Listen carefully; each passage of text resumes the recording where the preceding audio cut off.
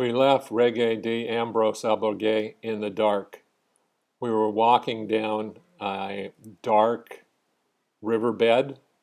It eventually started to clear and we could see what we were walking in. And then we came to this beautiful town called Molinaseca. It was amazing. Had a great breakfast there and talked to Max and Hannah. The Camino. It's difficult how to say. I think it's an experience for everyone. Everyone has to do the Camino. It's for the young guys, for the old guys. Everyone has his own reason to do this. And I think it's very nice to meet people, to hear the stories about the people. And I think it's not the destination, Santiago, it's only the way. You have to go and to enjoy the way, the time. I think I have only one thing to say. I think the Camino is the best way to find out what makes you happy. We then got into town at Ponferrado, where there is a medieval castle. It was the Castle de los Templaros, and these Templar knights were there to protect the pilgrims. But the church later decided they were a threat and disbanded them in 1312.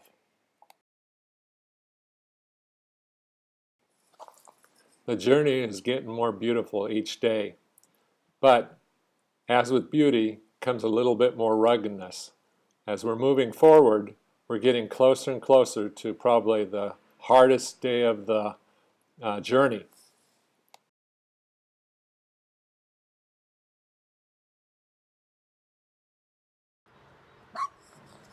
The dogs were usually pretty good and didn't bark. Most of them just sat around or slept. But occasionally you'd find yapping little dogs like the ones we experienced as we started this rugged climb.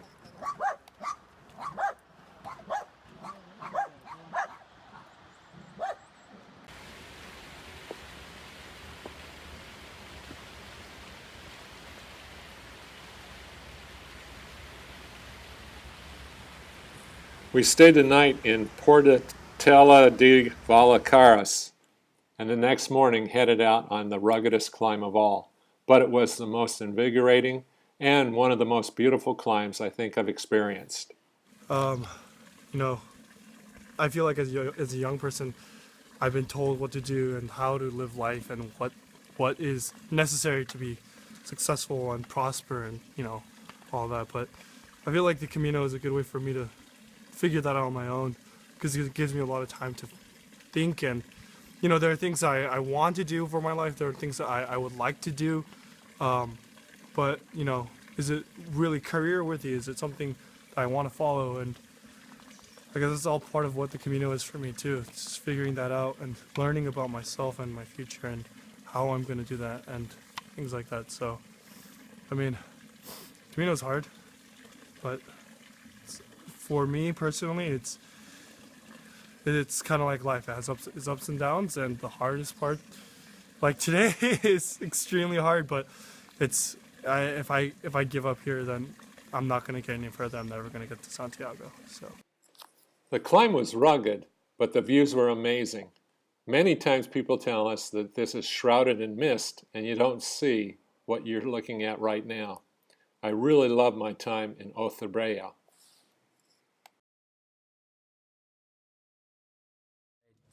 So far it's been great.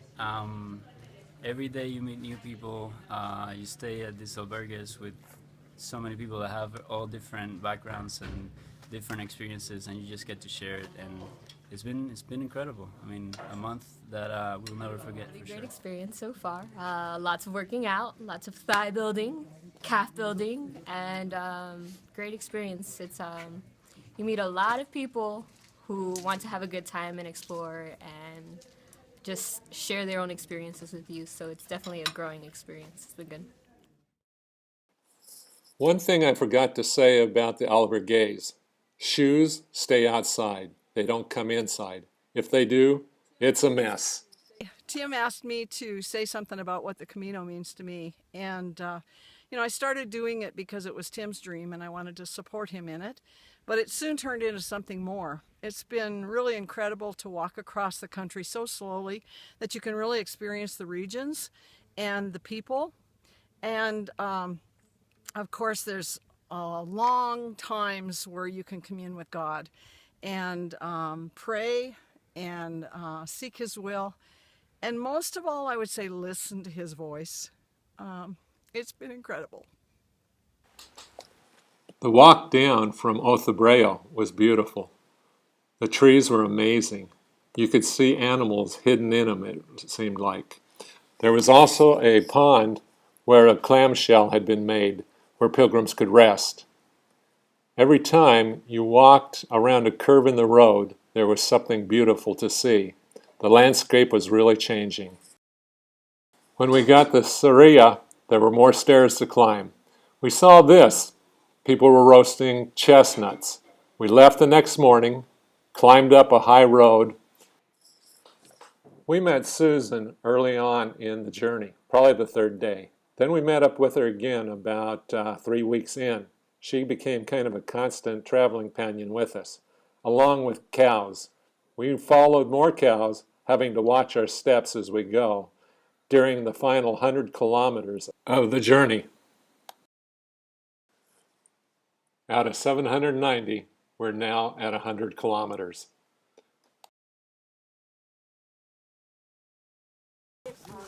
During the final 100 kilometers, there are more pilgrims that join.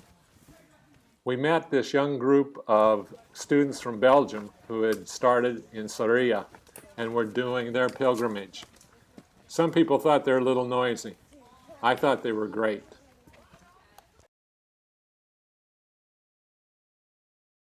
Only almost cried twice.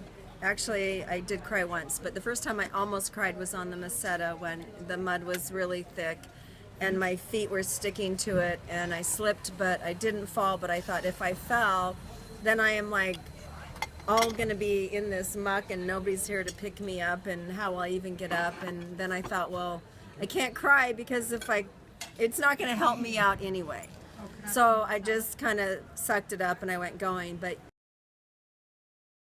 well, one of them was we got to the Cruz de Ferra, where you know, the tradition is you carry the stone and throw your worries away. So we carried our stones, but we carried a stone for a friend who has cancer. So we threw the stone for him, and that was tough, emotional, fairly emotional. And then we had the magic monuments that we talked to you about, where people spontaneously sing. 30 people start to sing at once and swing together, and they're doing the percussion together, and the Italians are going, the Spanish are going, the Koreans start, the French start. Very, very touching, I thought. I told Bob, I'm tired, but I'm not going to bed because this is just too special to leave. There you go. Only a few more days now, and this journey will be over with. I'm looking forward to see what's in store for us during that time.